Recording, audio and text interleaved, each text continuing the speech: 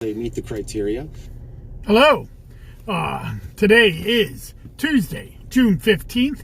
We are 1 week away from the June 22nd primary, and this is Commissioner in a Car. I'm Dustin Zarni. I'm the Democratic Elections Commissioner for Onondaga County. And today is the last day to apply for an absentee ballot and be guaranteed that we will mail one to you. And so you can apply several different ways.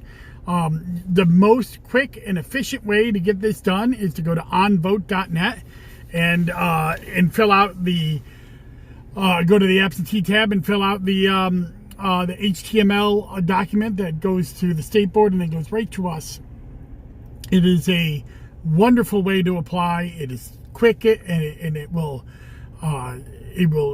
quickly give you the options that you need to get done. It will make sure we match you up with your voter file, and so we can get out a absentee ballot to you right away. We've already had about 1,800 or so absentee ballots going out for a primary that is larger than the 2017 mayoral primary, where about 1,700 went out.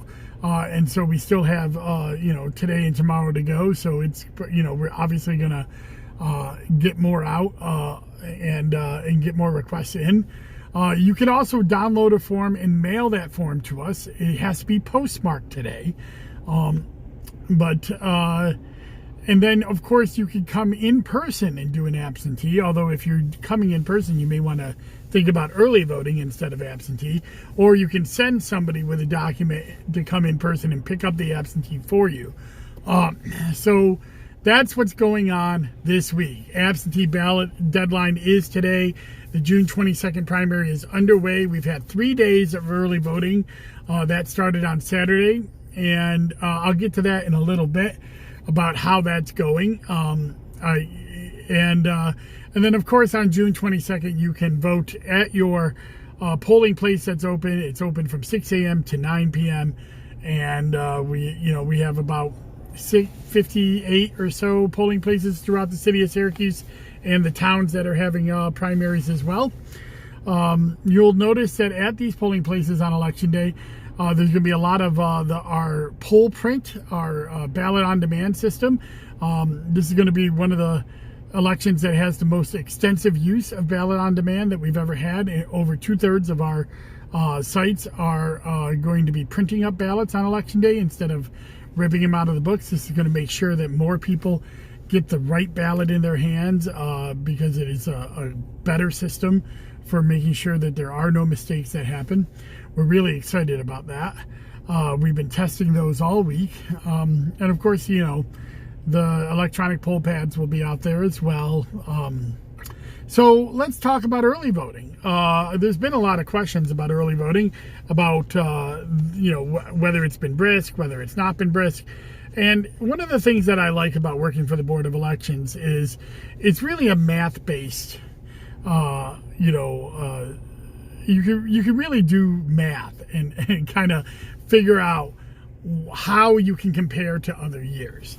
One of the biggest problems, though, that we have with early voting is so new that, and especially for primaries, it's almost impossible to compare it to previous years. The only other primary that has happened that we've done early voting was last year in 2020. And there are so many differences between the 2020 primary and the 2019 primary. For one, the 2020 primary was a combined primary. It had the presidential, congressional, and local races in there. It was an even year primary, which means that there's usually higher turnout in even year primaries. And also it was bigger primary. It encompassed all of the Democrats inside the county of Onondaga, as well as Republicans inside the 126th Assembly District. And it is a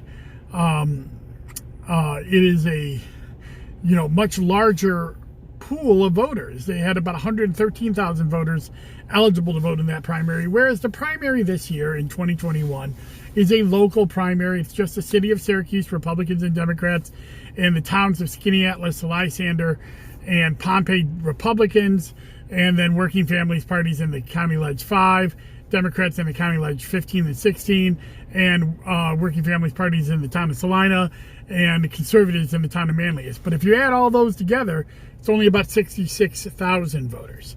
So 113,000 to 66,000. There's going to be a lot less voters coming out this year compared to last year. Also, last year we were in the middle of a pandemic, so more people were voting by absentee. There was 13,000 absentee ballots last year as opposed to 1,800 or so now this year.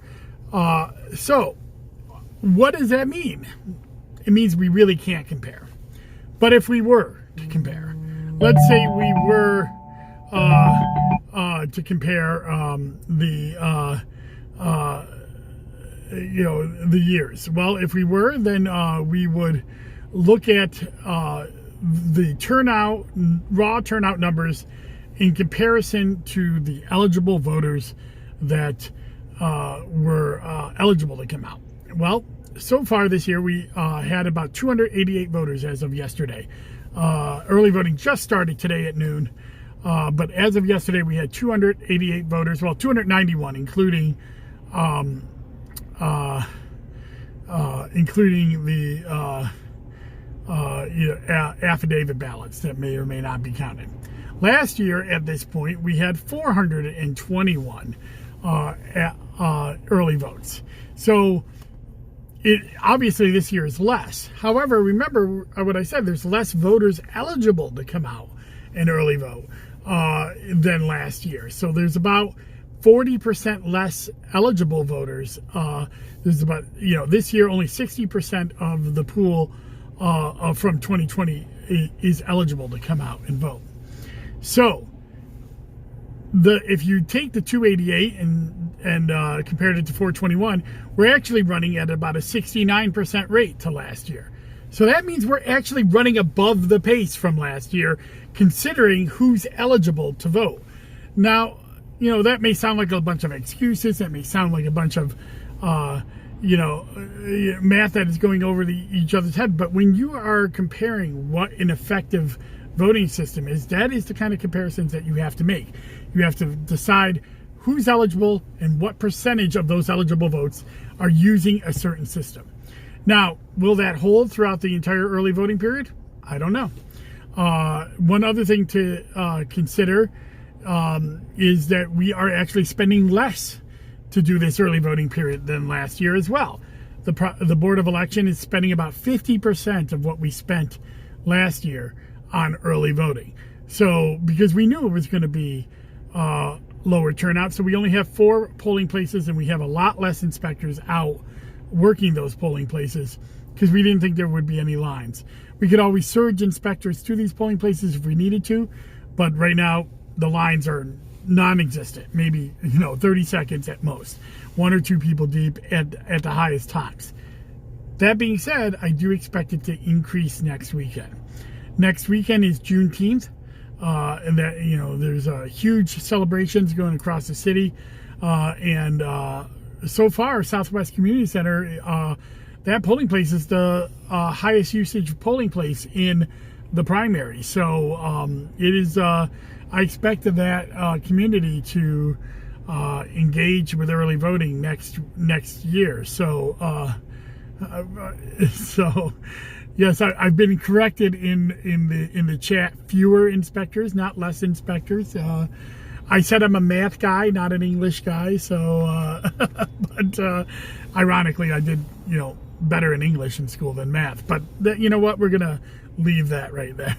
But so overall, I would always love to be overwhelmed during early voting, because I think that's great. That means more people are using it.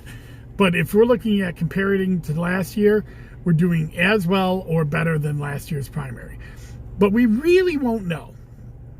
We really won't know how to compare early voting until we get 4 to 8 years worth of data in, because we need to see the cycles. We have 4 election cycles each year, and each year is different in the terms of which races are up and how turnout happens. That's how we used to think of our election cycles without early voting. So now we have to think about it with early voting. So we need some data, and of course, coronavirus it has thrown us for a loop. The voting patterns that are happening right now are not the same voting patterns that we normally would have happen. So we're going to need some cycles underneath us. In the meantime, the boards of elections are going to adjust their budgets and adjust their expectations as we go. And I think we've done a pretty good job at the Onondaga County Board of Elections in doing so. We don't have the system is working. We don't have any shortages on inspectors. We don't have any lines. We're dealing with the public that we thought was going to come out. So with that, I'll go to some of the questions. And of course, my favorite guy, David Harding, is in my chat with a whole bunch of questions. David wants to know which bills passed during the legislative session and which ones did not. I think we covered this last week, but I'll cover it again. Certain things that passed that won't be effective to next year. Counting absentee ballots before Election Day. This is a huge change to our electoral process. If we pass no fault absentee at the end of this year, this means that the mail-in ballots that are going to be coming in next year will be counted and with an assumption of validity that will be counted on election night and be reported with the election night results. There won't be abilities for people to come in and challenge them like we saw last year. That slowed down the process. And more importantly, we will know on election night more likely who our voters are, and people don't have to worry about whether they send in a mail-in ballot or whether they should come in person, because it's all going to count at the same time. Now, there's some caveats to that. The mail-in ballot has to be received before the start of early voting, and then if it's received after early voting, then we count it before Election Day as well. But but you could go early vote. And if it's received, but then you have to do an affidavit ballot. It's a process. So, but for the most part, if you request an absentee ballot, mail it in, it will be counted on election night.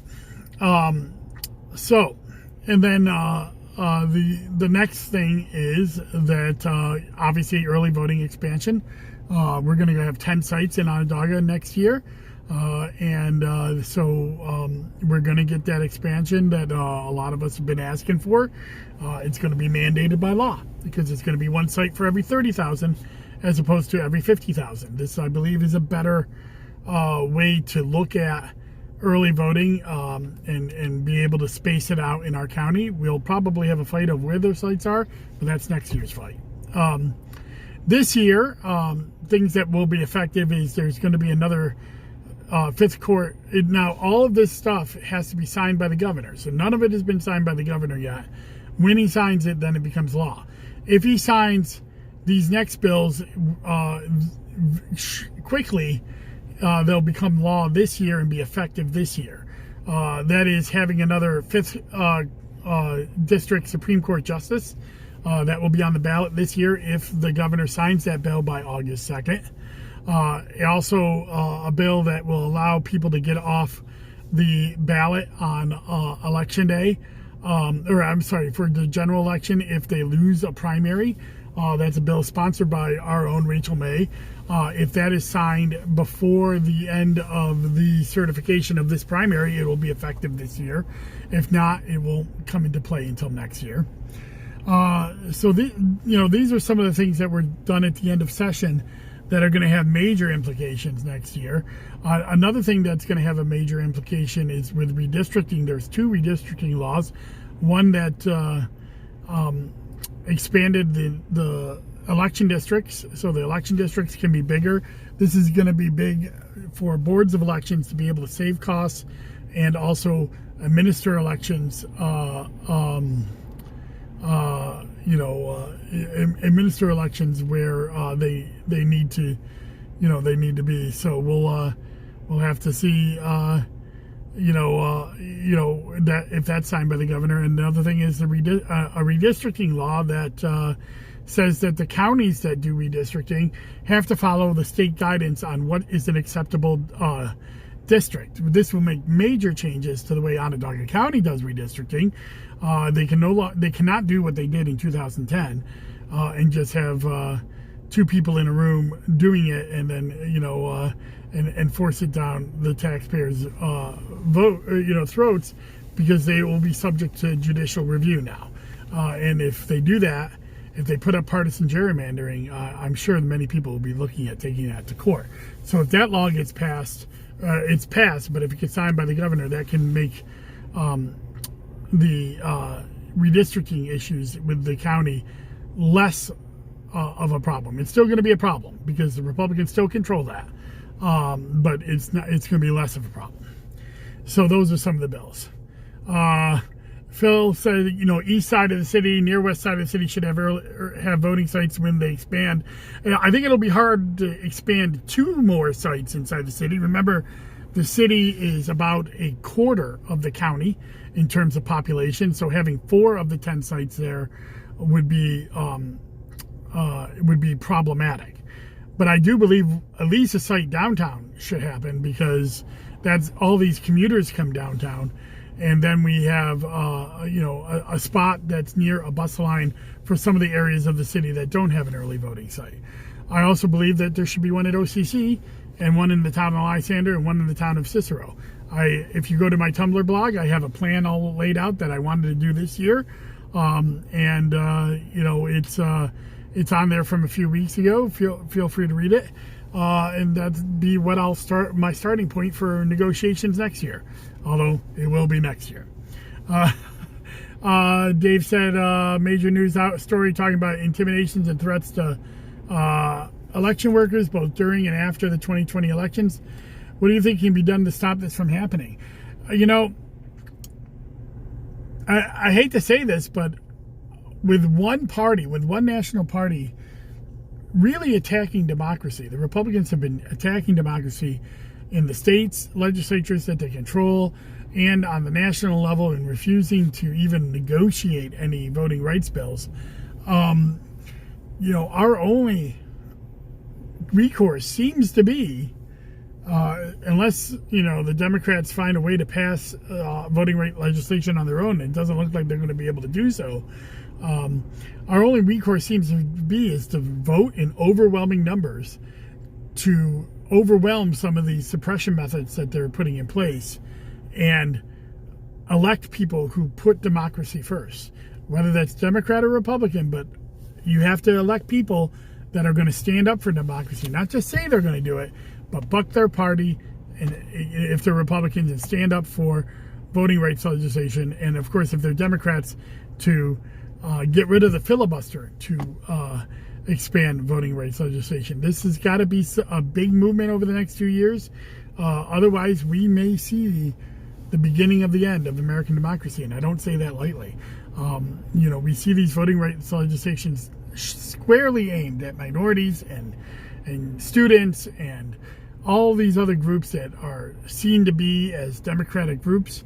You also see provisions in place for Republican legislatures to be able to overturn elections that they don't like the results of without any evidence given to why they're doing so. It's scary out there. We cannot elect people that do not believe in democracy and won't stand up for democracy. You can't just say it.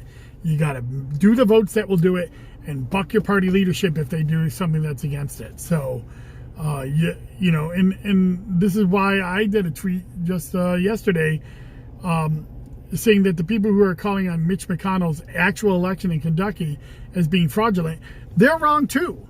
Those are liberals. They're wrong too, because again, it's questioning election results without any evidence, that would actually be borne out, and so you cannot do that and have a free and fair democracy.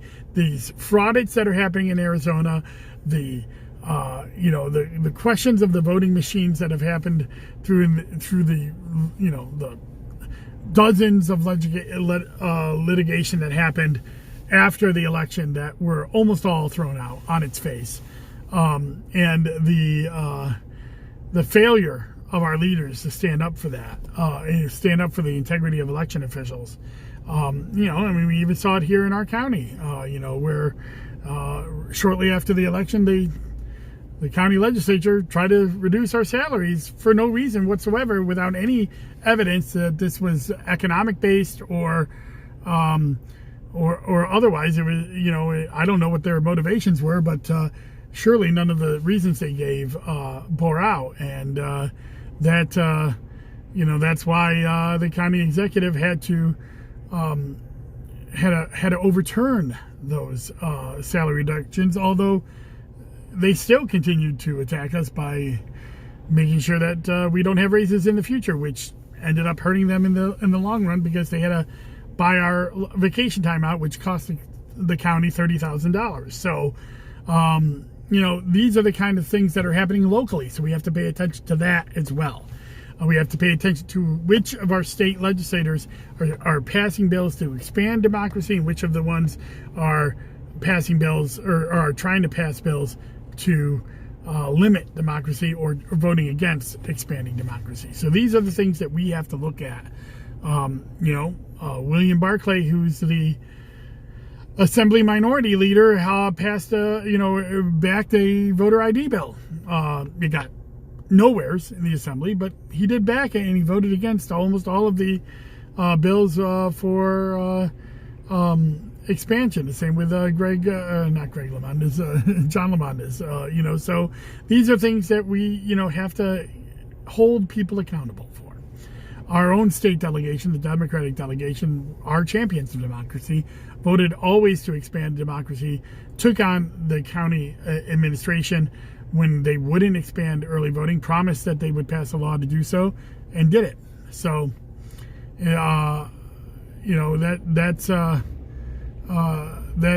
that's done. Judith, you asked, I heard there was the certification requirement for election commissioners. Is this true? I don't believe the bill that was passed, and I don't believe it was passed by both houses. I think it was only passed by the Senate. I believe there's training requirements, but not certification requirements. There's a difference there, right? Mandatory yearly training means you have to attend the training and be part of that. Certification means that you have to get tested to become an elections commissioner. I don't think either of those things have come into place. I do believe that there was a bill about election inspector courses being standardized throughout the state, and I don't remember whether that passed both houses or not. There was a flurry of activity at the end of session, but I imagine that there's going to be some kind of reform on the BOEs over the next few years. And I welcome some of those reforms, as long as those reforms come with staffing and funding. Because I'll tell you what, most of the problems with BOEs start from and end with not being able to recruit and keep qualified personnel because the salaries are too low, or you don't have enough spots, you don't have enough staff, especially in the smaller boards, and especially in Onondaga County. So, we need to address the root structural causes of BOE issues, not just the commissioners themselves. Philip asks, any thoughts on citizen voter redistricting in the city? I love it. I've been a champion of independent redistricting, taking it out of the politician hands. I believe that we're going to see a commission formed very shortly in the city of Syracuse that will take on the city redistricting. I think it's a wonderful a wonderful idea. I don't just say so because I was a champion of it. It's something that has swept the nation, and Syracuse is going to be able to lead the way on this. So I'm really excited to see what they come up with over the next few years. Will there be another special session to vote on and pass more legislation this year? I doubt so. They usually don't add a special session unless there's an emergency.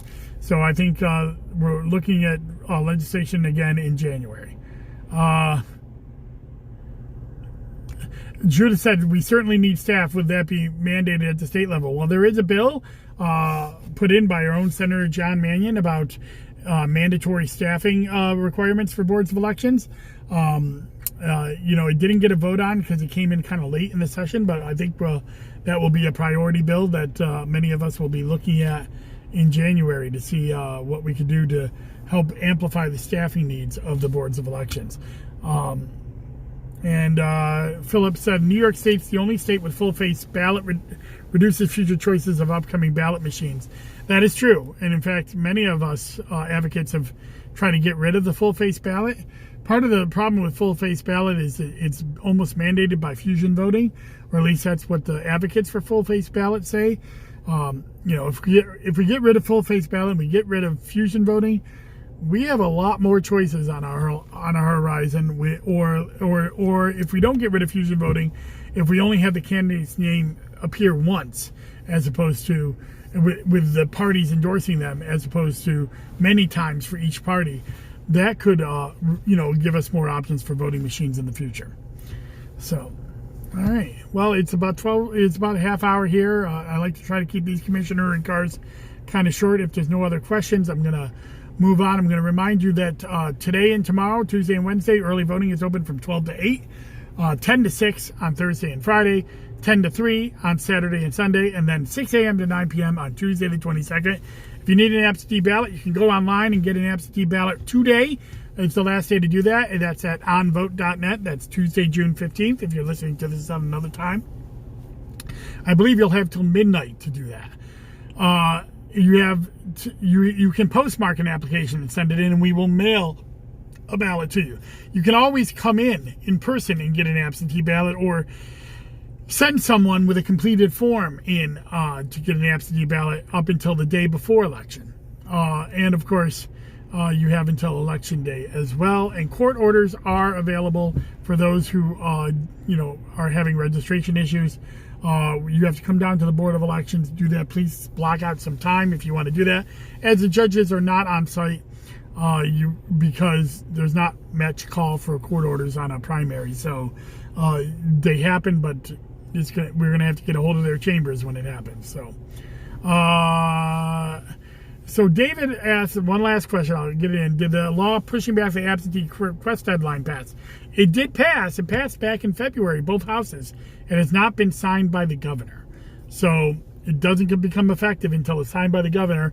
It hasn't even been delivered to the governor yet, which means delivered means that he has 10 days to sign it.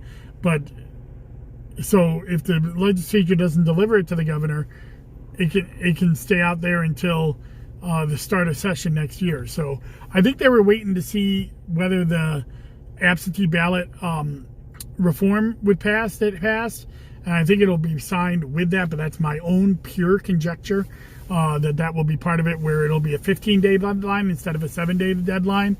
And the reason for that is that's what the U.S. mail is saying, that we need 15 days for a ballot to be postmarked, sent to you, or an application to be postmarked, sent to the board, printed, sent back out, and be able to get to the voter in time for them to actually vote and send it back in. So, that's the one little restriction that New York has passed on absentee voting, but it's in conjunction with an expansion of no-fault absentee and expansion of the way we count absentee ballots. So, taken in total, it's a good amount of reforms. So, all right. Well, I'm going to go. If you need anything, give us a call, 315-435-VOTE. Go to onvote.net. Get all your needs there. Get out and vote if you're eligible in this primary.